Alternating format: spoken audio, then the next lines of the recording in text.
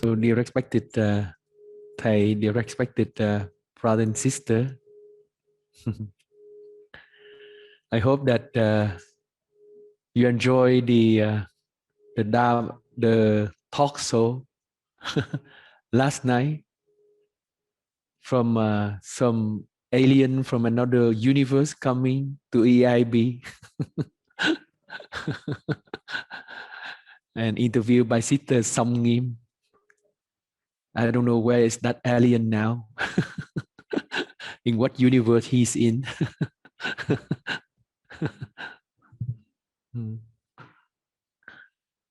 um,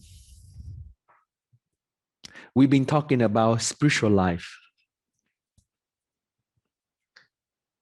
Spiritual life.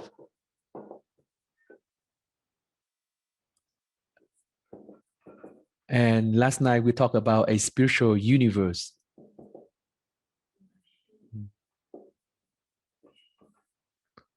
And in order to transport ourselves from our ordinary universe,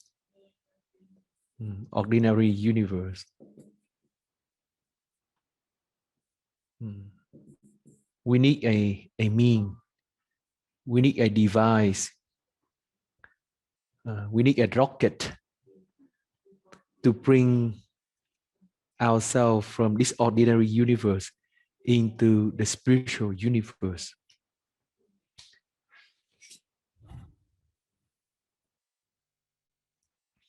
And in the past, different human beings have different experience, a shift either in their experience, in their feelings.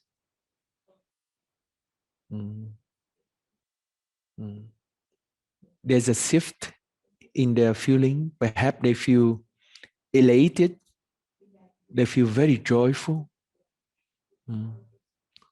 Or in Buddhism, we have the 5 aspects of our existence.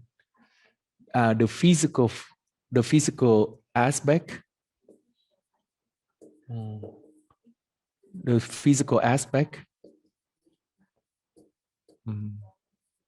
Usually in Buddhism, we call the form aspect.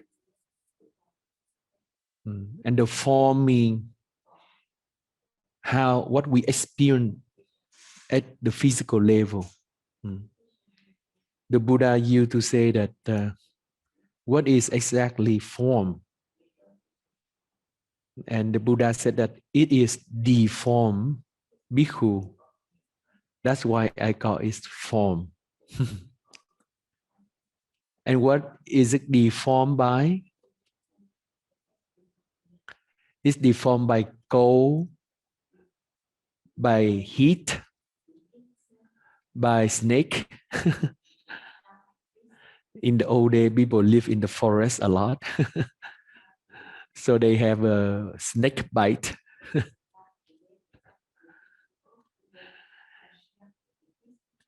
And so normally when we have a bite from a snake, then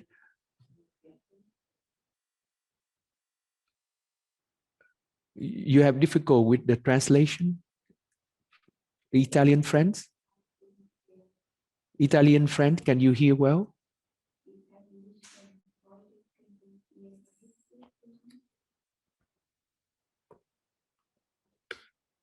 Some friends put the finger up. It's okay. Okay. Some friend Lianga Yoga Studio in Bari couldn't hear very well. So please check your speaker. Yeah, okay. The other friend is okay. Yeah, okay. Yeah, so it is the form, and that's why it's form. The form aspect. And we have the feeling. The second aspect is our feeling. And our perception,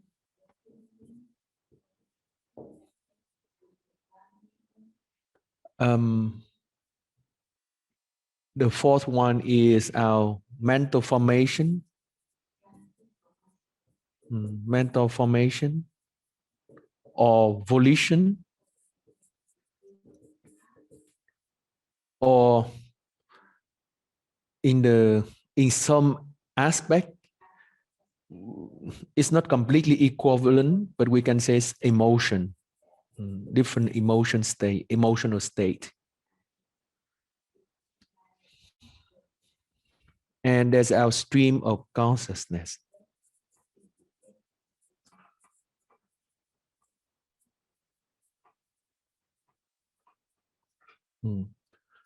So when we transform ourselves, or when we transport ourselves from the ordinary universe to a spiritual universe, there is a particular shift in different aspects of our being. There could be a shift in how we experience physically. And there are some spiritual tradition, for example, like the yoga practice or the Tai Chi practice, Qigong practice. Like this morning, we practice Qigong. After we practice the Qigong, we feel a shift in our physical being, in our physical energy. We feel that our energy in our body is open up. We feel much more light, more flexible, more soft, and the energy in our body is flowing more. And then there could be a shift in our feeling. In a feeling, we feel very happy, we feel joyful, we feel uplifted, a sense of elation, uplifted, or a feeling of light, at ease, that we feel easy, flexible. The feeling of openness, so that we can receive things easily.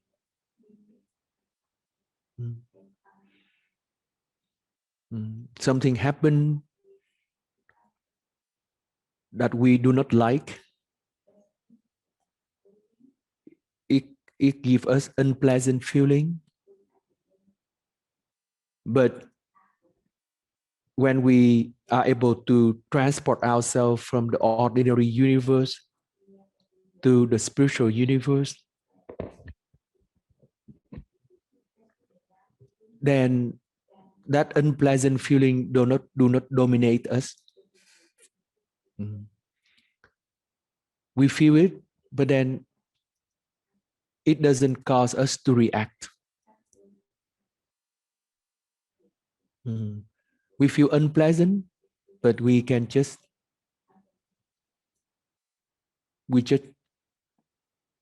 open ourselves and just allow that experience to come without so much resistance or fighting. And there's a shift in our perception.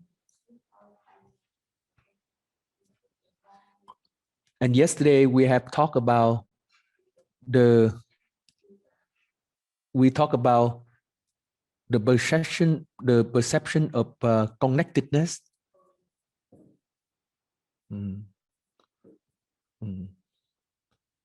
We feel, or we see, we perceive that we are deeply connected to everything.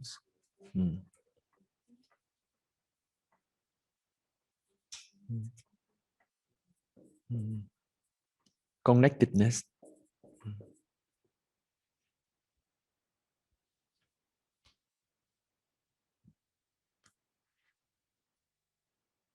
We see the totality of life, the wholeness of life. Mm. We don't see things fragmentally, but we see things in a unified whole, a unification of the wholeness. And there could be a shift on our mental formation, our volition.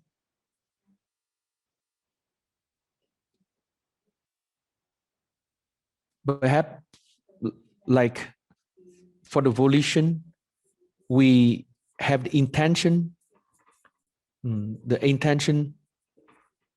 to liberate ourselves.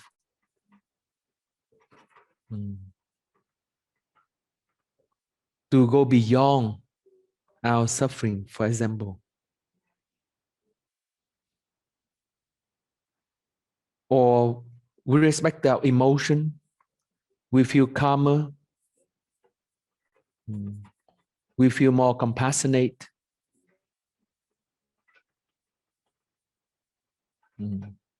more compassionate, more peaceful.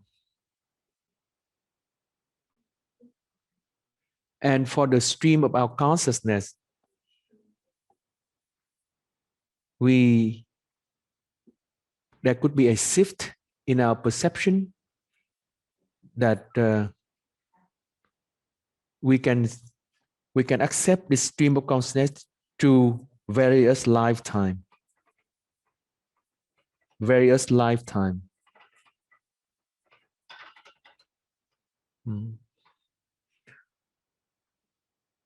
At first, perhaps we think that, oh, this life is the only life that I have.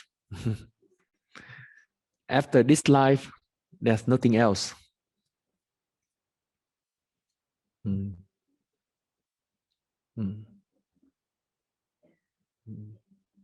But with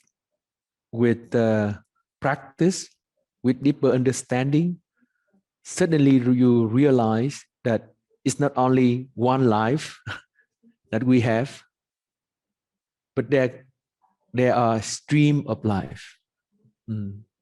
There's a stream of life connecting from one life to another life. So there's different shift in this aspect. And throughout thousands of years, or even several thousand, 10,000 of years, or 20,000 of years, we evolve from one species to another species. There's a shift in this aspect, these 5 aspects. And every time there is a transportation or a transformation from the ordinary universe into a spiritual universe. And people call this a released experience. Released experience. The released experience is something that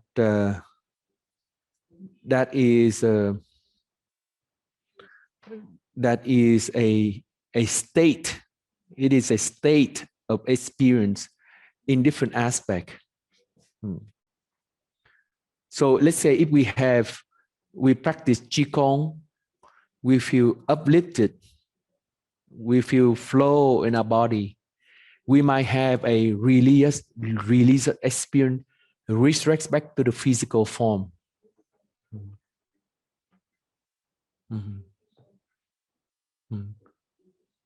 Or we can have a releases experience with respect to our feeling.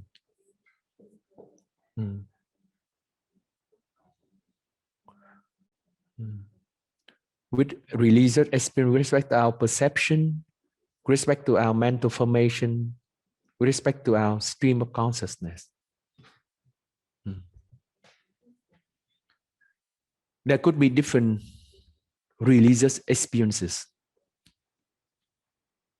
The Buddha is called a fully enlightened one. He's a fully enlightened one. And yesterday, from Sister Songnim universe, there was a question. When we practice taking refuge in the three jewel,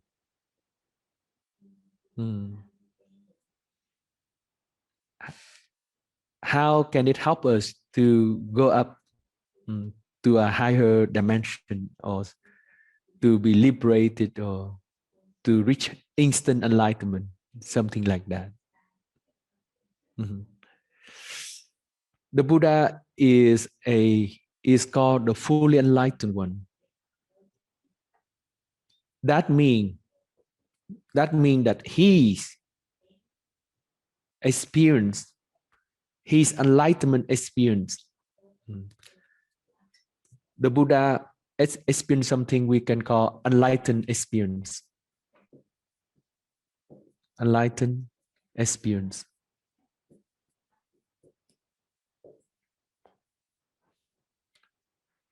And he's called a fully enlightened one.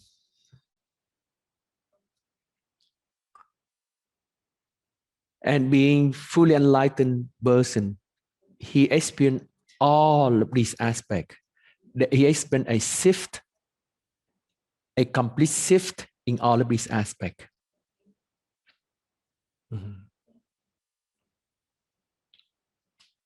Not only one single aspect, but all of the aspects in a different level. At different level of its subtlety, different level of its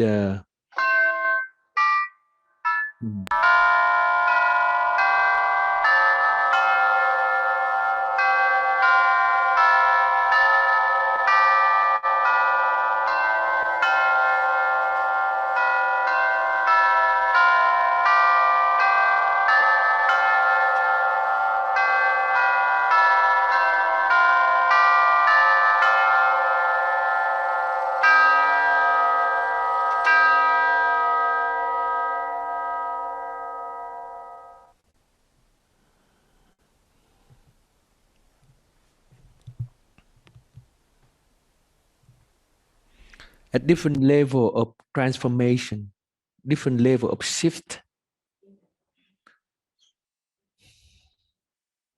There are different layer. There are many layers in shifting. So for example, in the physical aspect, there could be a many layer when we practice, infinite layer of transformation, infinite layer of shift.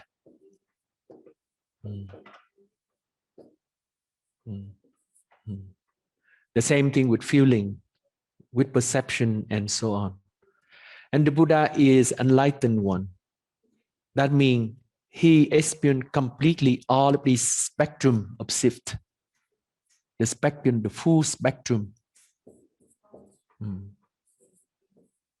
The full spectrum. Not only one layer, two layer, but infinite spectrum of the shift. So when we contemplate about the Buddha, we take refuge in the Buddha. One of the aspects that we learn to do is learn to go beyond. That we know that we can still experience more. In the Heart Sutra, if you are familiar with the Buddhist tradition, there is this sutra called the Heart Sutra. And the Heart Sutra we chant every day in the monastery. And in all of the ceremony, we practice chanting the Heart Sutra. And Thay, our teacher, he translates it is like wisdom, the wisdom that bring us to the other shore. to the other shore. And then in this sutra, there's no attainment. There's no attainment. That means regardless of whatever that we reach, we can still can let go because there's still higher level to be reached. Continue to be higher, higher and higher. Not we don't satisfy with one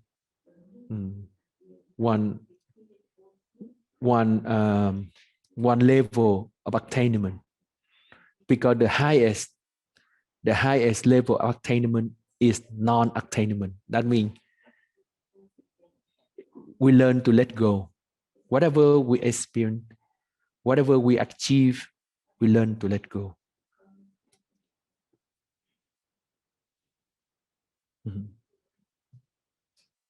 Nowadays, there are neuroscientists.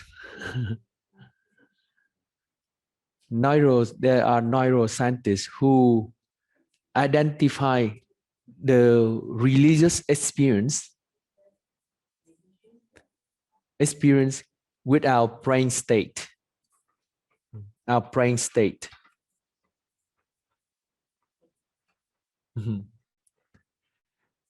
And they believe that all of these religious experiences can be reduced to this brain state. And some of the neuroscientists think that we can experience this religious experience in the laboratory, in the lab, in the laboratory. That means with a certain equipment and certain arrangement, certain device, and people go through some movement or exercise or whatever it is in the lab, and these people can experience this religious experience. And they use the EEG, the encephalogram or something, EEG, to measure the electrical on our head, and they can more or less identify these religious experience. I think it's very progressive. I think it's a good advance, good step, a forward step for our understanding of the religious experience. Yes, some of the experience is due to our brain state. Yes, that is correct. Neuroscientists found out that when they have the EEG on different region of the brain, then they see that there is in our normal daily life, these neural signals are not in harmony with each other. So that means, what it means is that in our normal daily life, different regions of our brain operate differently. So let's say one region of our brain give the signal so that we behave in this certain way.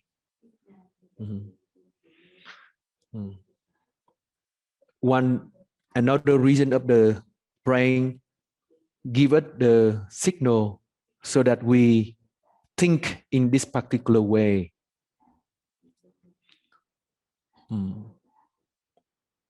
And all of these way, they are in conflict with each other. The signal are not in harmony. And they discover, or they make the experiments so that there are people who undergo the experiment. They do certain physical movement and physical thinking, self-awareness. They see that these EEG signal begin to harmonize, and they reach something called the neural synchronization. Neural synchronization.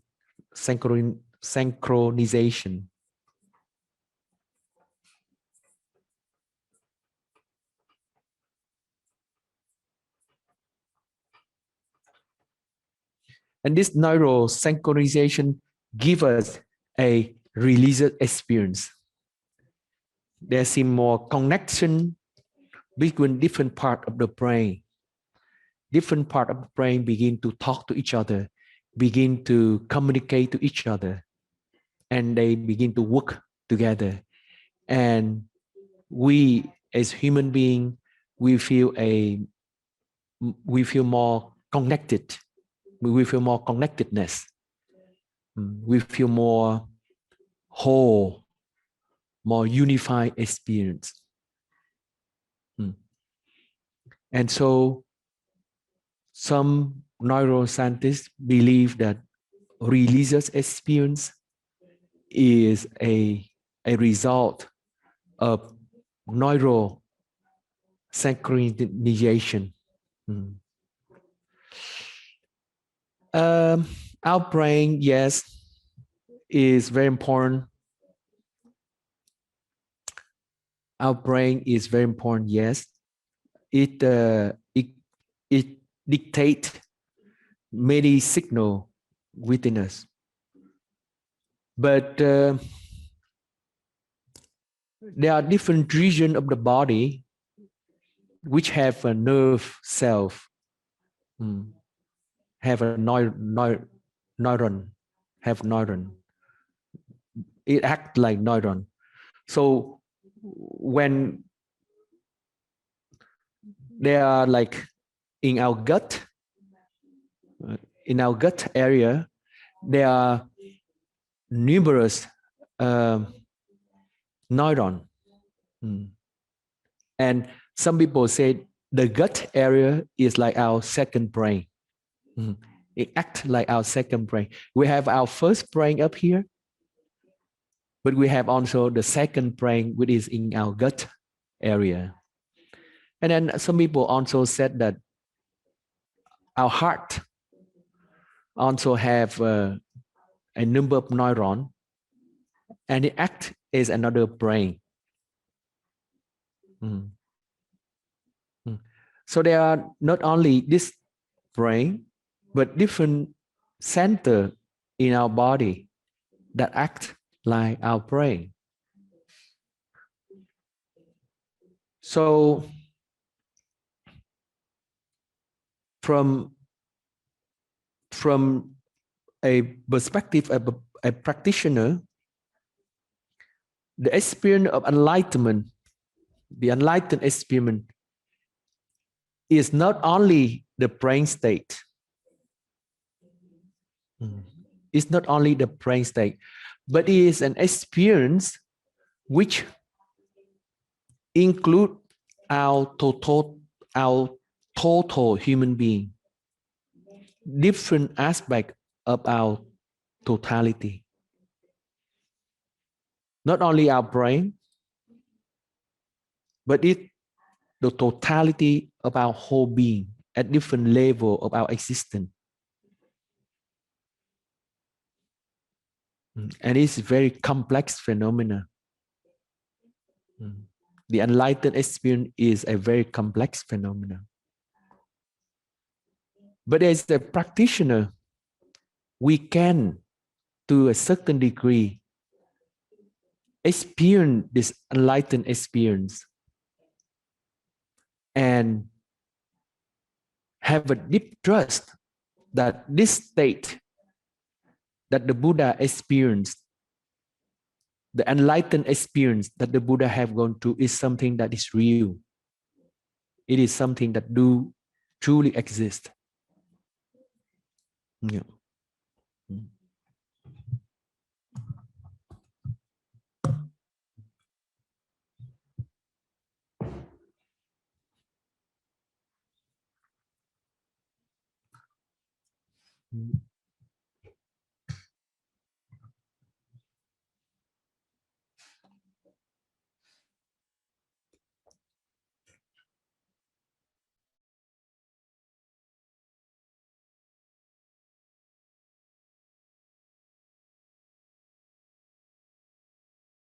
Enlightened state, which have been experienced by the Buddha, which had been experienced by the Buddha, was a great news for humanity. Great news for humanity. And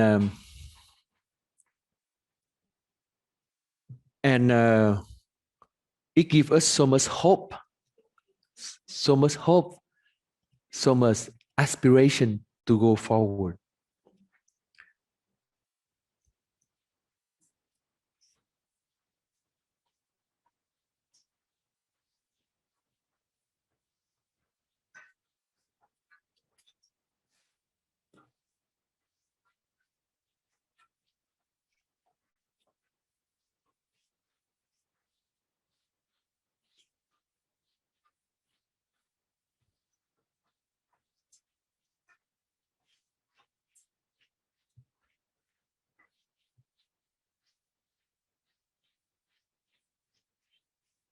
Cái này có nào rửa sạch cái này không anh? Rửa sạch nó.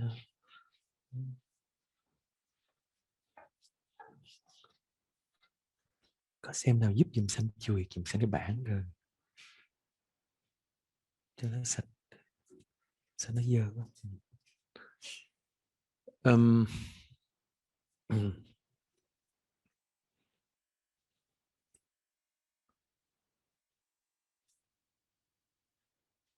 Có cái khăn nào xem chùi giùm xanh cái bảng tí xíu. I asked the sister to help with cleaning the board.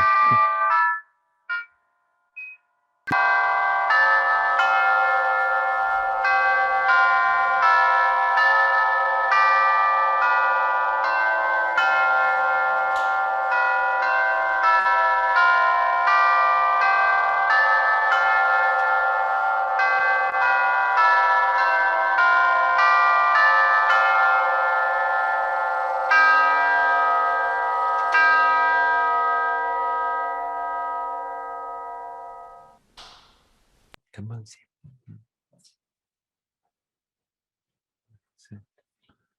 Không biết cái quan chính là phải mai mốt phải rửa sạch cái này, là đổi cái này hay sao đó, không biết. Không, xem chỉ lau sạch thôi.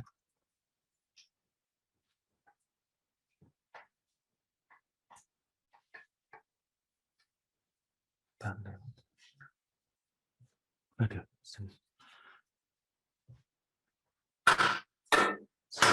Đổ mặt bên kia, bấm này xuống.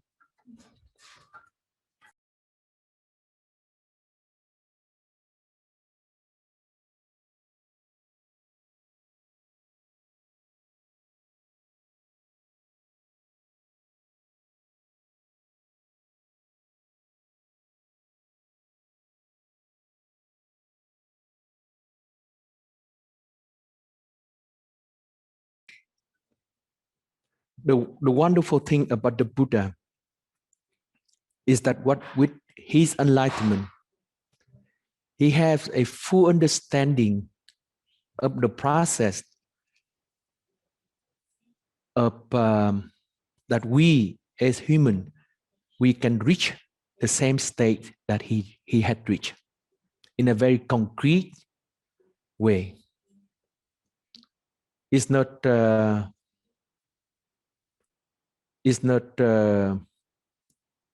vague, but he gave a very precise map, a clear path, so that we can, if we like, we can experience what he had experienced. And that is the great thing about the Buddha.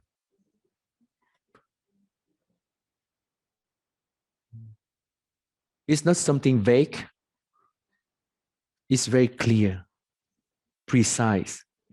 And if we do it, we will experience the same thing he had experienced. With enough strength, with enough practice, we can do that. And that is the greatest news. He provides a map. And we've been talking about the 5 spiritual routes.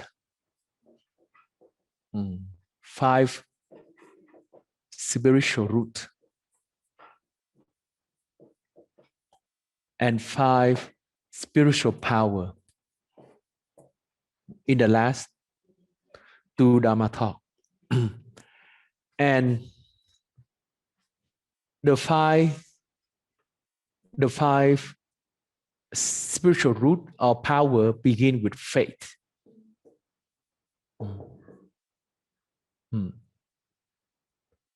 The faith here is that we believe that it is possible to reach this enlightened state. That is faith. There is a possibility for us to overcome or to transform all of our suffering. That's what it means faith is. The Buddha had this deep faith. When he was at home, he experienced old age. He saw people become old. He saw people who were sick. And he saw people who passed away. Normally, most of the time, when we face suffering, we do not stay with the suffering. We run away from the suffering.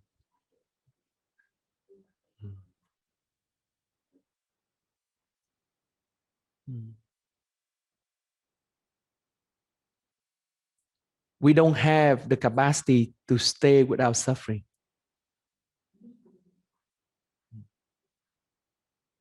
We have the tendency to run away. We don't want it to happen.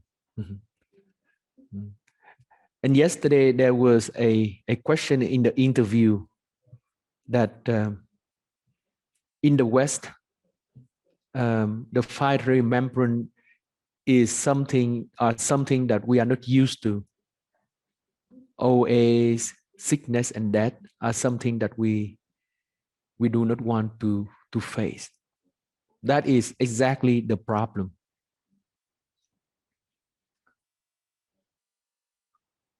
Many times we as ordinary human beings, we run away from our suffering. We run away. When anger happens, we don't sit there quietly, feel our anger, be without anger.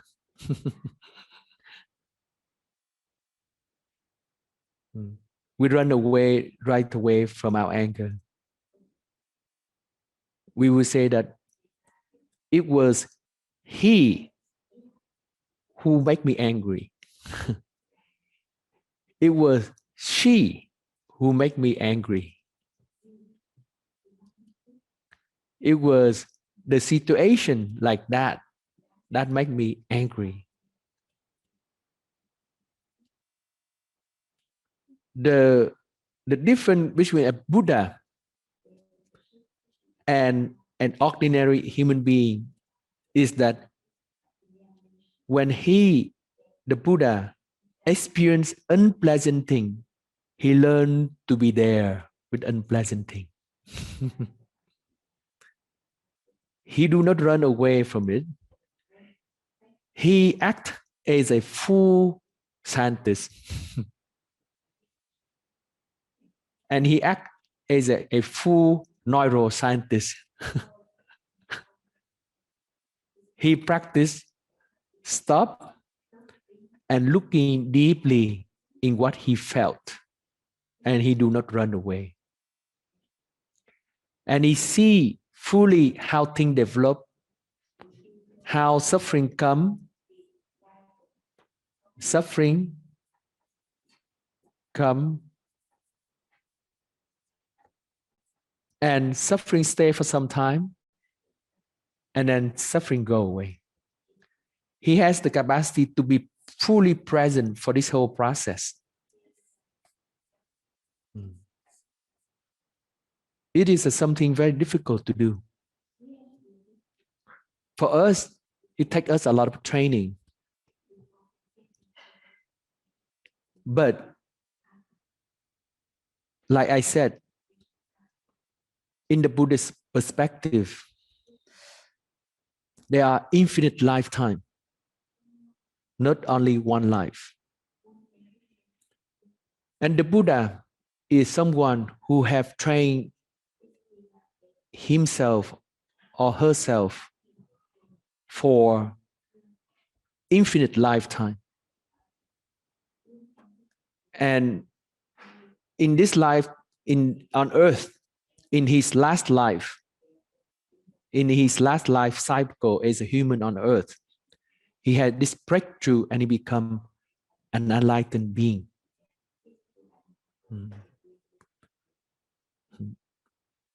Cảm ơn xem nhiều. Được. Xem để. Cảm ơn xem. In this lifetime, he had this breakthrough and he get the full enlightenment. So for him,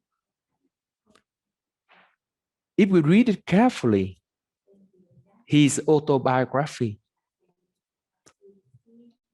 then when he saw old age, when he saw sickness, and when he saw death as a young person, he began to contemplate.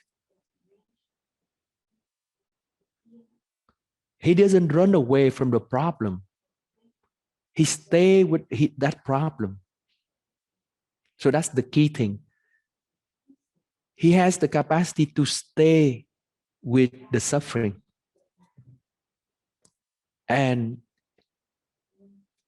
he had this deep faith that there could be a way out of this suffering.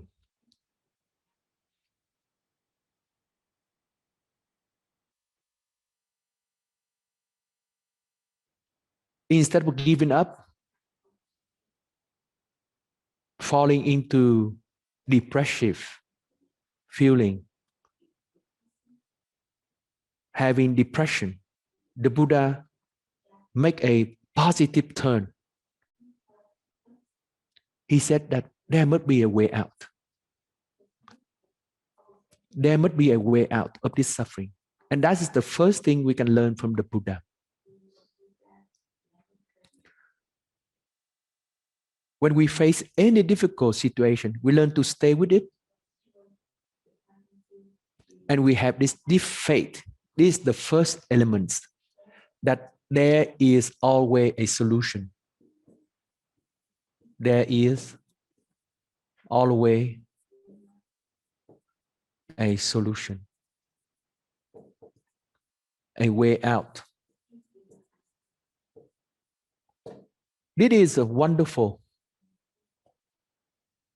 And I believe that human progression, human development, or human growth has come from this capacity of faith. We have a deep trust. We have a deep faith that as human, we can go beyond what we are experiencing. We can reach a higher state. we can go much further. That's why there are so many discovery. There are so many grow in different area of life. There's so many creativity in all aspects of our human life. The other day, we went to a dental office, and we were waiting in the waiting room, and a sister she has these how do you say this, a thread, and how do you say kneading? You call it kneading, like this needle like this, like the needle like this, and she do something so that it become the head. How do you say needling or something like that? And I was very surprised with this instrument with the little curve on the top, and then there's this thread of vol, and then she just do like this, and slowly it take the shape of the glove, of a little glove for her hand. I was very surprised, and I said, wow, amazing. How can just from these little thread and this little instrument, and with a little bit of patience, she can make it into a hand glove. Incredible. It's really an achievement for whoever can think of it. But that person, when he or she find out that technique, he or she must have a deep faith that with this little string and with this little instrument, I believe that I can make it into a glove. Because without that faith, she cannot make it. So the same thing with the Buddha. The Buddha said that enlightenment is something that we can reach. And we need to have faith that is possible. And how do I know that enlightenment is possible? Because I have suffering. I have experienced suffering. I have experienced, and I see that suffering is not something fixed. Suffering is not something permanent, but suffering is something change. Suffering, I have observed, and I see that it comes, it stays for some time, and it comes down and it fades away. So this is a process, and there must be a way underneath this process. There are different conditions. There are different mechanisms that have given rise to this manifestation or this expression of suffering. And I know that the ending of the suffering is possible, because from one experience of suffering to the next experience of suffering, I see that there's a little this break. There is this little break that I can enjoy some peace.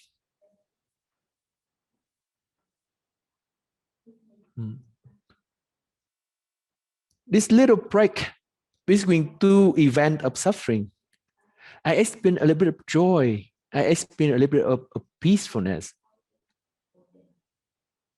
So there is an existence of peace. There is this existence of peace. Mm. Mm. There is this existence of calmness. Mm. I have seen that in my life. So that it exists, but I don't know how to make this existence of peace and calmness to extend it longer and longer for my life. Mm. But I have this trust. I have this faith that is there. The ending of suffering is there, or the non-suffering is there, or to put it in a positive way, joy and happiness is there. And that is faith. And last time, we have talked about the 5 power.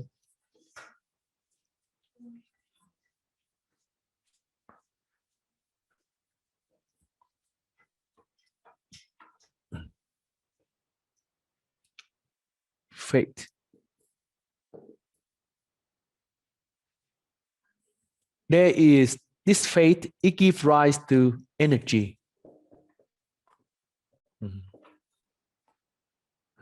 Scientists, they want to discover something. They have, after they believe that they can do it, they believe that they can discover this. They have a lot of energy.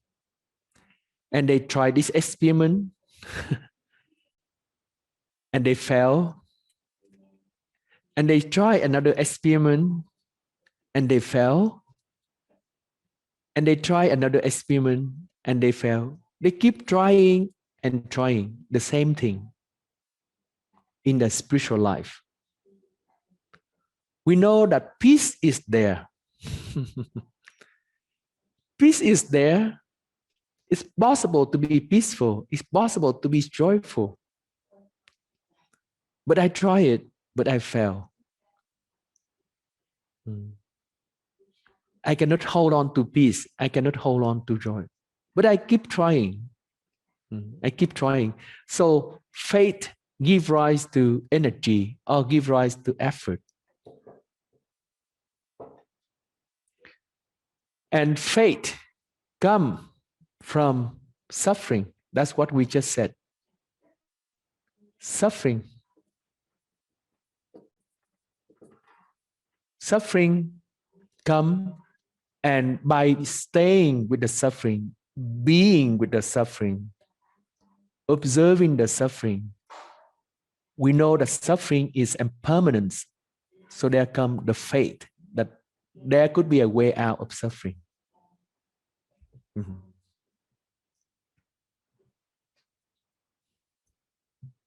So faith can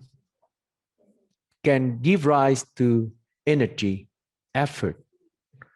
And from the energy and effort, we learn by mindfulness. Energy and effort give the energy and effort give us enough energy to be mindful. Thanks to the energy, the full effort, we begin to have the capacity to stay with object of our investigation. And that is mindfulness. Mindfulness is the capacity to stay with an object and hold that object in our field of awareness for some time.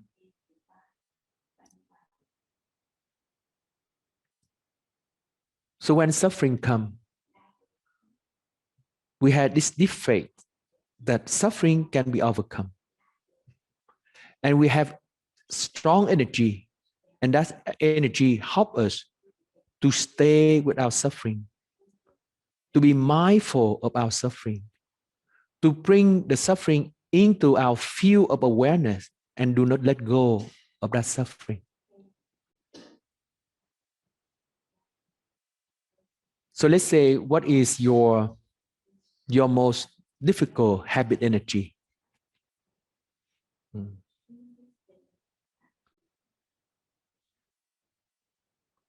What is the most difficult habit energy that you have in your life?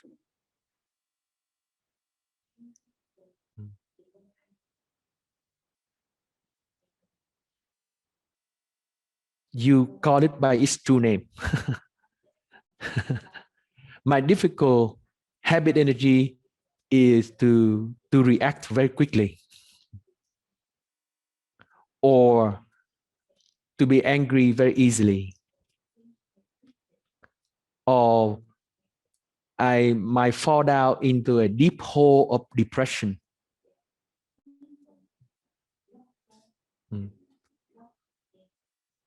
Or the feeling of being alone, loneliness, or the feeling of being abandoned, or jealousies,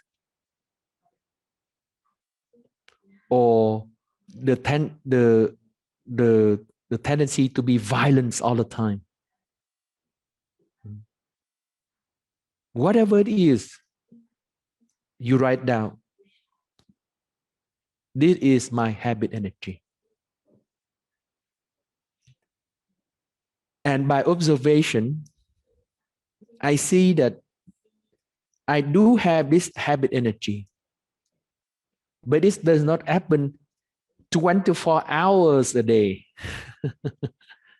Sometimes my habit energy give me a little break.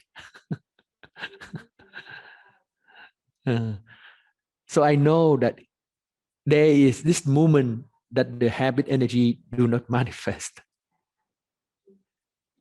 So I have a deep faith that this habit energy can be overcome. And you cultivate this faith within you. This faith within you. And this faith give to the feeling of joy. You haven't done anything yet. You have not been able to transform your habit energy yet. But the thinking that I can overcome this habit energy give you a lot of joy.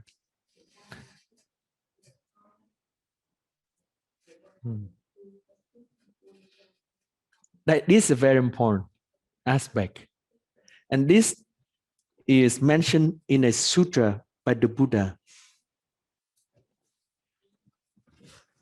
And you can search on the internet. This sutta is called Abanisa Sutta. I write here.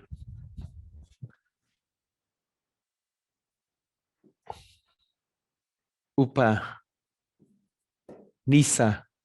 Sutta, and you can translate it as a prerequisite.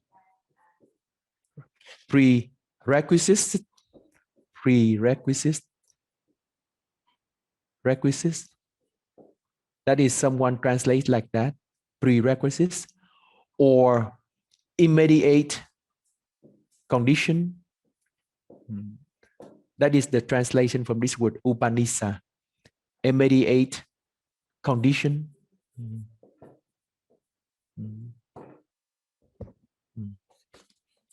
And it is Samyutta Nikaya, number 1223. This is very interesting sutra because the Buddha give a full process of developing liberation and enlightenment, different conditions different element that lead to enlightenment. So the element of faith, you haven't done anything yet, but you believe that this habit energy can be overcome. This problem can be solved. Just that already give you a lot of joy. Because without joy, you cannot go very far. But you believe that you can solve it. It already gives you a lot of joy. And this joy will not nourish you. Nourish you. And it will lead to rapture. From joy, it leads to rapture. Rapture is the rapture is the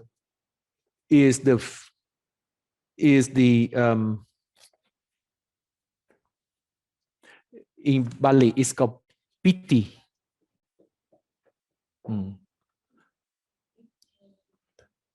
This word joy and this word rapture is not so different.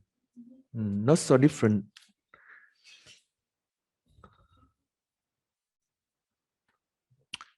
Rapture is a kind of excitement. Excitement. For example, when you have a friend coming from the airport and you feel excited to welcome that friend, and that's called rapture, or excited joy. Excited joy. And from that rapture, it gives rise to tranquility and happiness. It gives rise to tranquility.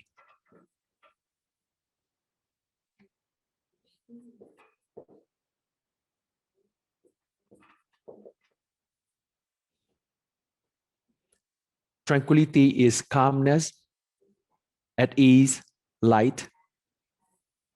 And from tranquility, it gives rise to happiness. I will explain. I just write it down here. I will explain soon. And from happiness, it gives rise to concentration, or samadhi, which we talked about yesterday. From the 5 power, the energy gives rise to mindfulness, and mindfulness gives rise to stability, to samadhi or stability, collectedness, integration, wholeness. We talked about it yesterday. And then from samadhi, it gives rise to knowledge,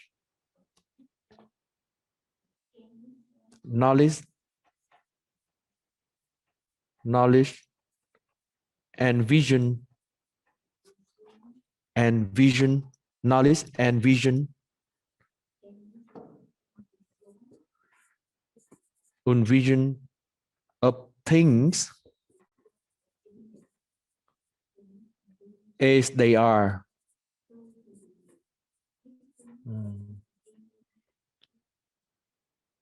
And once you have this knowledge, there come disenchantment. That means you are not engaged into it anymore. This enchantment. enchantment, and from this enchantment, it gives rise to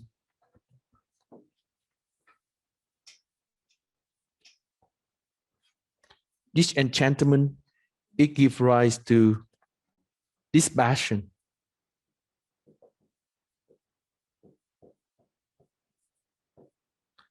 and from this passion, it gives rise to emancipation.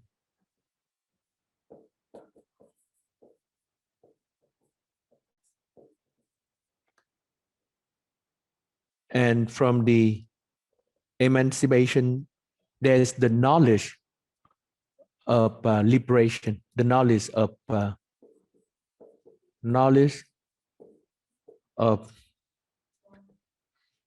destruction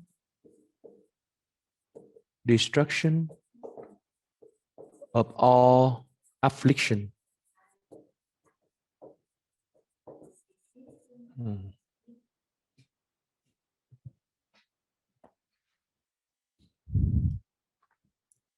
Yesterday we talked about samadhi, and from samadhi it gives rise to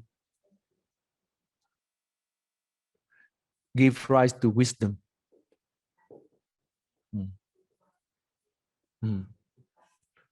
And so in this sutra, this wisdom is fully spelled out into 1, 2, 3, 4, 5 more elements. More detail.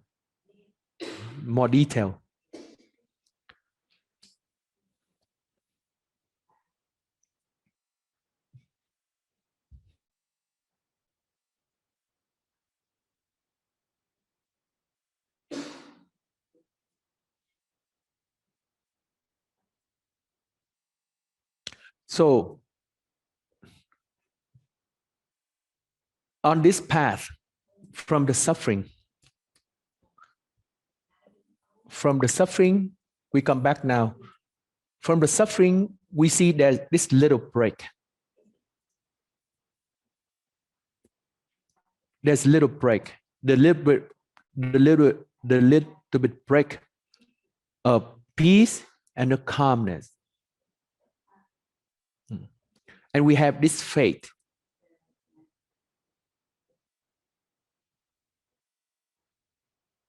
We have the faith that we can overcome, or we can reach this peace and this calmness. And from faith, here there are two paths. There are two paths of development. Here from the faith, there's two paths. This path of the 5 powers that I've been talking about,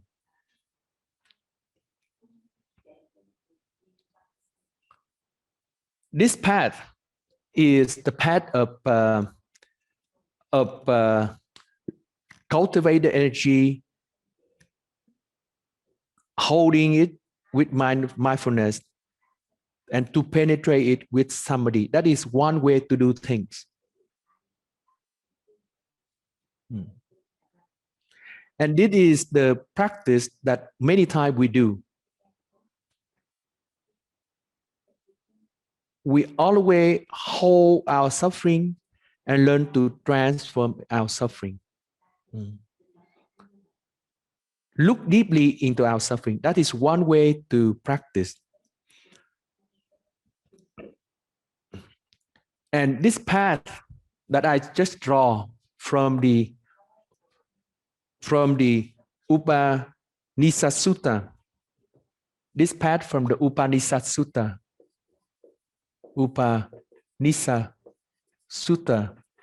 Samyutta Nikaya 12:23. This path here, you can think of it as a positive psychology. The positive psychology.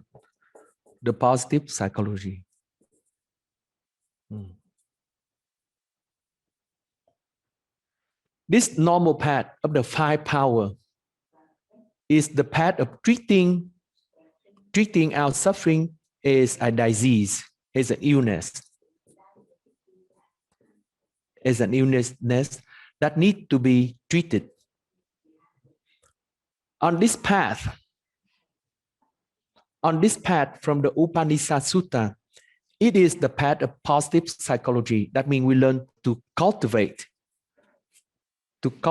our positive quality.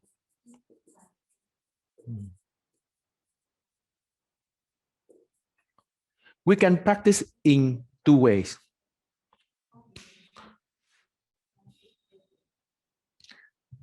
A while ago, I said that suffering is something that's come up, stay for some time, and go away. Suffering come up, stay for some time, and coming down. Then there's this little break. There's little peace. There's little calmness. Then sometime later, the suffering come again.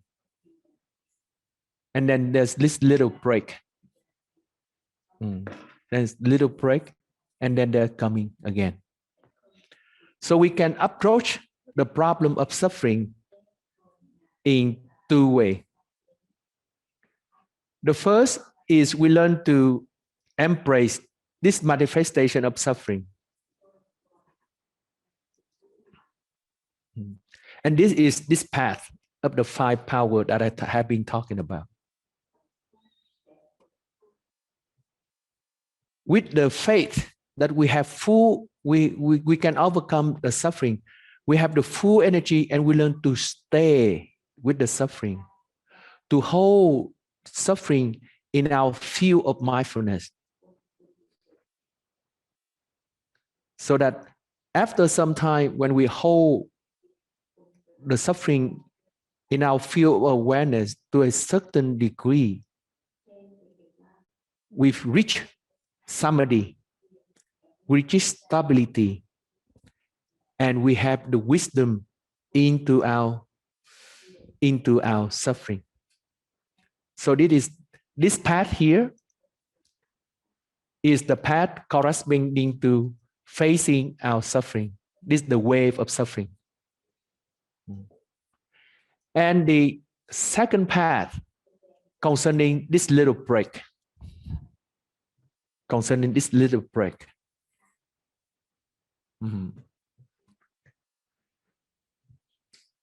Another way to practice is that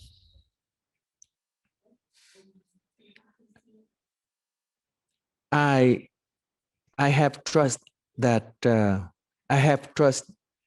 suffering can be ended. And so instead of paying attention a lot to this manifestation of suffering, we learn to enjoy this little break. So for example, right now, you don't have any suffering.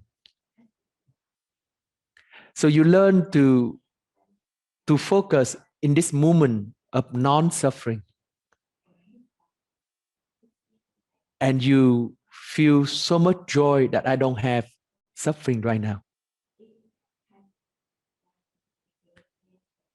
It is a great news that I don't have suffering today. And I feel so blessed.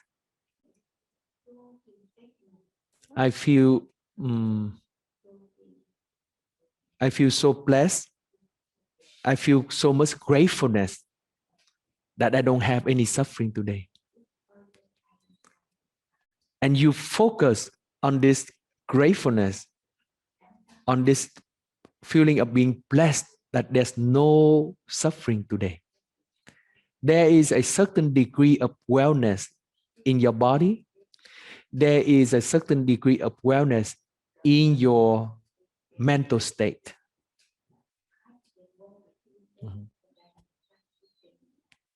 And this joy is the identification of this non-disturbing state of the body and the mind. Surprise! I have no suffering today. It's so surprised that I don't have pain in my body. It's wonderful. So you stay with this. You focus on this. You focus on it and you feel very uplifted. It is a great news. You feel uplifted.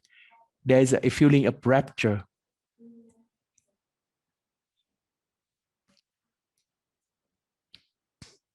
This awareness, this awareness, like in the sutra, when you read, there is the image of the water flowing down from the mountain. The water flowing down from the mountain, it collects into a little pond, and then from the little pond, the water continue to flow, and it's collected into a bigger lake.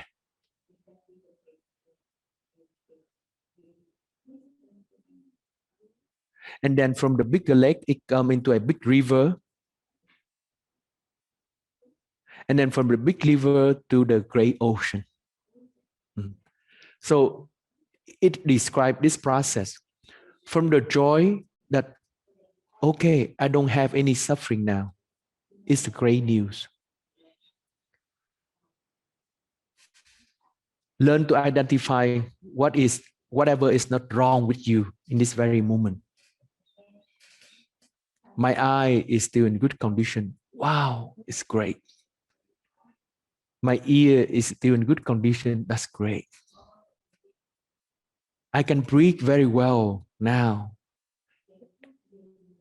And I'm not being affected by any lung disease or by coronavirus. It's great news. And you extend this joy into rapture. And once you fill up, just like the water flowing down the mountain and collect into the pond and the lake, then there comes tranquility. Tranquility here is that you are at peace. You are at peace. You are calm. Because you have seen that there's nothing wrong with you. Everything, there are many conditions of happiness right now. So you feel at calm. There's nothing alarming. Learn to identify different conditions that is still good. And then you will see that there's nothing to be alarmed. You feel very at peace. Even though that you have a little illness here and there. But compared to the overall picture, with all the conditions that you have, then your mind just become at peace. Because there are so many positive conditions around you. And the other condition, the other negative condition are there, but compared to all the positive condition that you are having, it's nothing. Not so much. So learn to focus on what is not wrong yet. What is not wrong in your life right now? Learn to identify it and list it out. And we will be very surprised that there are many conditions that is still good. This awareness, this perception give rise to tranquility, give rise to peace and calm. And this peace and calm in turn will come back and nourish the happiness within us. Happiness here is something that is we feel in the body, something that we feel really. I shared with you my experience recently.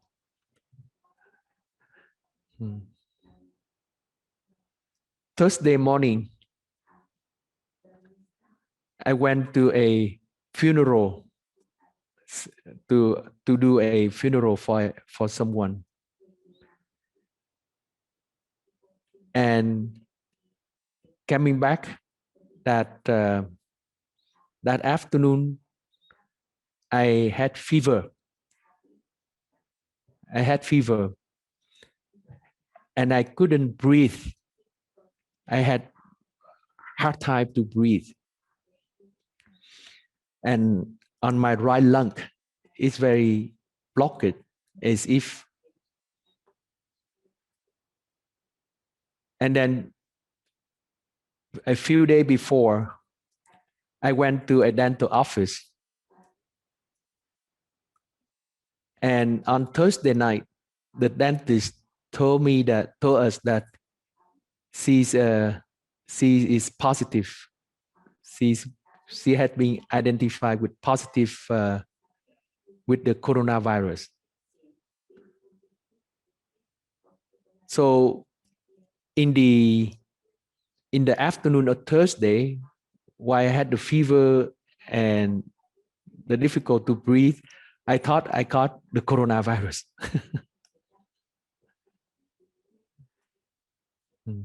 And then the retreat came. So that night, I do the meditation to heal myself on Thursday night. And then I do the meditation on Friday. The meditation to heal myself before the Dharma talk. And after that, after the Dharma talk yesterday, my lungs become normal again. I can breathe again. The fever calmed down. And I went to test the coronavirus test, and it's negative. Great news. Great news. But what I try to share with you is that why I'm having pain on the right lung. If you listen to my meditation again, you will see that I try to heal this part of the lung, using my breathing and using the energy to heal this part of my body. So when we practice joy, rapture, identify the positive condition, we become at peace, we become calm, and this energy come back and to heal our body, and we feel the happiness in our whole body. There's a healing that is happening in our whole body. And then from this happiness, again, it begins to lead to samadhi. And from samadhi, it leads to these 5 elements. That is an expansion of wisdom. We will talk about it tomorrow. But for now, I would like to say that for this Dharma talk, that there's two ways that we can transform our suffering. The first way is learn to cultivate the 5 powers and learn to focus our energy on our suffering directly. And when there's enough energy, when there's enough mindfulness, when there's enough collectedness or samadhi, suffering will be transformed, and we have a deep understanding about our suffering, and we transform our suffering into a way of life, into a way of living, that of being free from our suffering. Another way that the Buddha talked about in the Upanishad Sutta is this path. This path is the path later on in the Buddhist, in the Western psychology, is called positive psychology. Instead of focusing on our difficulty, we focus on the elements that is still good and use these elements to cultivate stability, samadhi. And again, from this, it also gives rise to wisdom.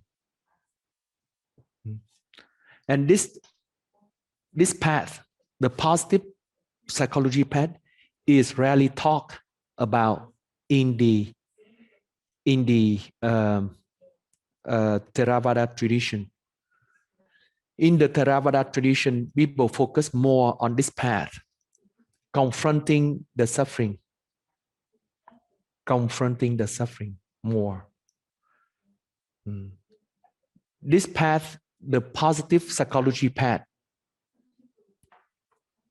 is the path that later on developed in the Mahayana tradition. We focus on this aspect. And yesterday we already talked about cultivating our perspective. Cultivating our perspective is also belong to this path of the positive psychology. And for this course, we focus on these two paths. The way to cultivate positively our psychology. And in 1902, this sutta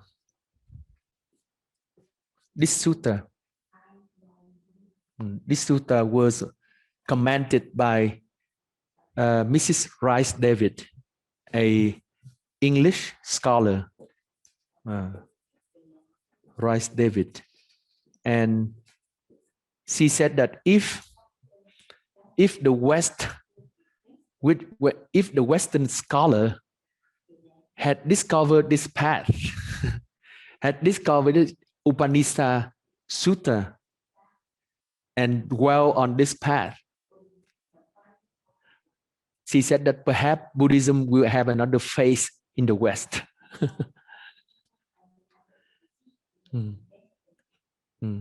But the scholar, when they first discover, the Western scholar, when they first discover Buddhism, they focus more on this side of the development of Buddhist practice.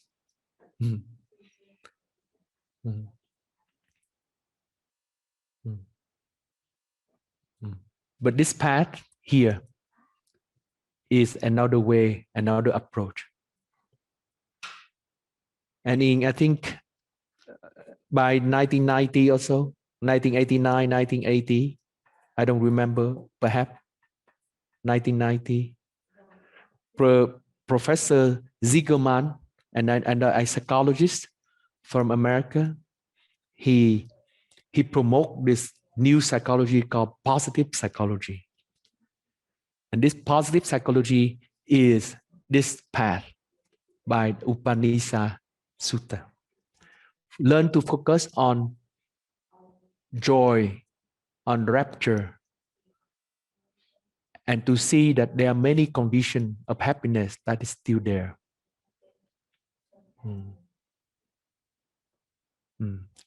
And Thay, in his teaching, and in many of his public Dharma talk, he stressed this path of the Upanishad Sutta, because he comes from the Mahayana tradition. So when you listen to many of Thay's public Dharma talk, he always encourages us to identify the joyful condition, the condition that has not been going wrong with our life yet, and learn to look into it, cultivate it, and enjoy it. Yeah. Okay. Thank you very much. We will continue tomorrow with these 5 elements of wisdom. Yes, we end it now for here today. Thank you very much. We listen to T Sap the bell to end our Dharma talk. Yeah.